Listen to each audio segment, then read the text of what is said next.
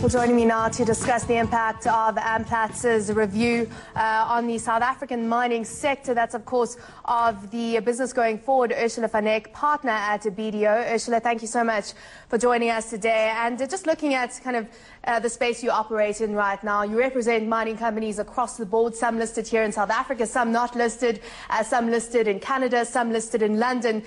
So what is your reaction to this review coming through today? Of course, the mining minister in South Africa pretty shocked by the news of the job losses. Well, of course. I mean, I think in Africa the focus is heavily on job creation and trying to minimize job losses in the current economic climate. So I guess it does come as a shock. However, I think, you know, there's other factors at play. You know, the mining strikes that occurred last year impacting heavily on production. We've seen mining company results coming out in the last few days, production being down, and many mining companies reviewing their current structures, their costs, and obviously job losses is one of the direct impacts that is being felt. A consequence, really, of what's going on. But what is your assessment? I mean, just looking at the South African operating environment right now, just much has been said about the fact that it's not conducive to investment here from mining companies.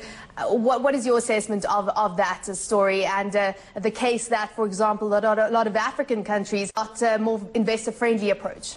Well, I think, as we mentioned before, the labour relationship and the union relationship between mining houses and unions has been quite strained for a number of months. That's obviously not creating a conducive environment.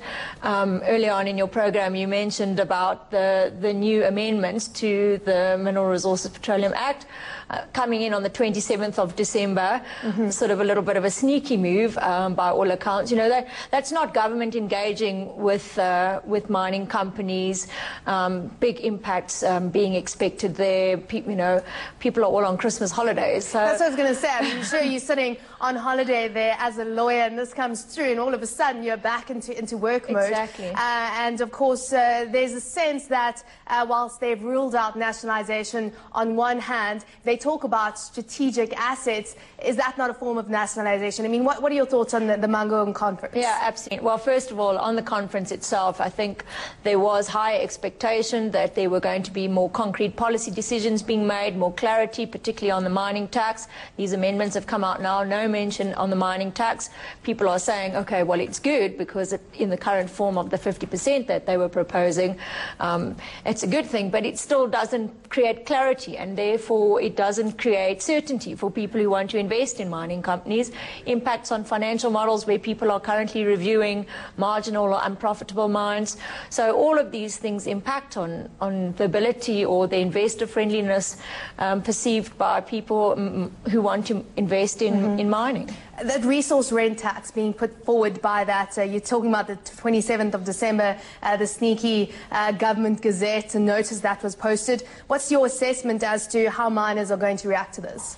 Well, I think it's for the lawyers, if they're scrambling to produce responses. I've seen one or two in the papers today about particularly on transferring of mineral rights. I mean, that's obviously hasn't been thought through, which we see quite often in legislation coming through that's not been consulted on appropriately. So I think, you know, people need to, it's 99 pages, so I think people need to assess what the implications are, the wider implications. I think it will be interesting to see what the minister has to say, if anything, coming up for the mining indaba at the end of the month. Certainly is interesting time, and I suppose that's a bit of a euphemism, but an interesting time that the mining indaba is coming up in South Africa. Thank you so much for joining us today. Ursula van Eck, partner at BDO.